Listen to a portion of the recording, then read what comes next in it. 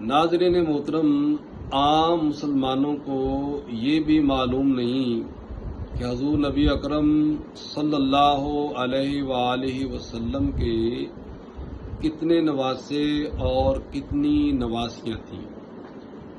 ناظرین، آپ صلی اللہ علیہ وآلہ وسلم کے 5 نواسے اور 3 نواسیاں تھیں۔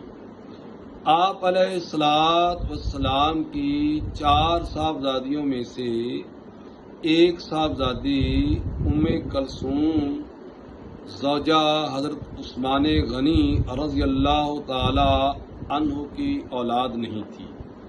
البتہ جو آپ کی 3 صاحبزادیاں حضرت زینب، رقیہ اور حضرت فاطمہ الزہرا رضی اللہ تعالی عنہا ہیں، ان سے آپ کے نواسے نواسیاں تھیں۔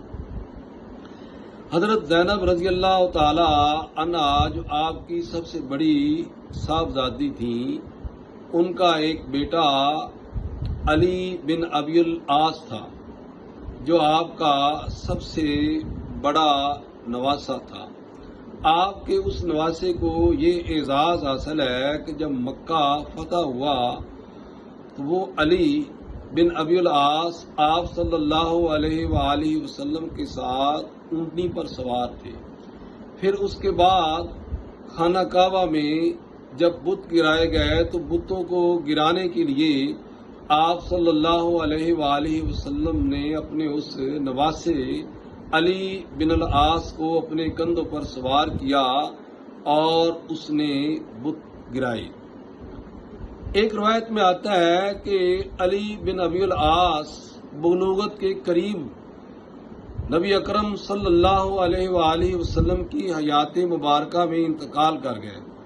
البتہ ایک روایت میں آتا ہے کہ یہ سن 15 ہجری میں جنگ یرموک میں 22 سال کی عمر میں شہید ہوئے۔ حضرت زینب بنت محمد صلی اللہ علیہ وآلہ وسلم کی بیٹی امامہ رضی اللہ تعالی عنہ جو نبی اکرم صلی اللہ علیہ وآلہ وسلم کی بڑی محبوب نواسی تھیں۔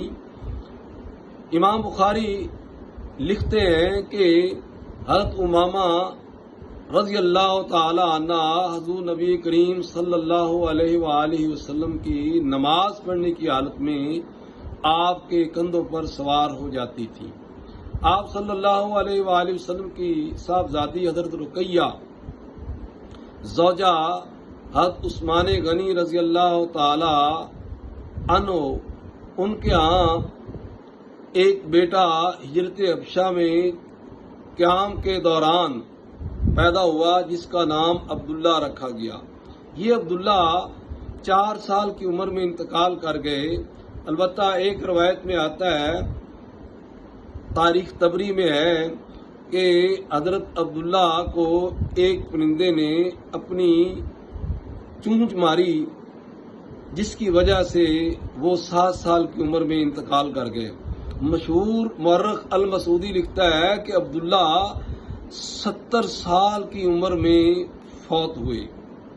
آپ صلی اللہ علیہ وآلہ وسلم کی سب سے چھوٹی صاحبزادی حضرت فاطمہ الزہرا رضی اللہ تعالی عنہا کے 3 صاحبزادے اور 2 صاحبزادیاں تھیں۔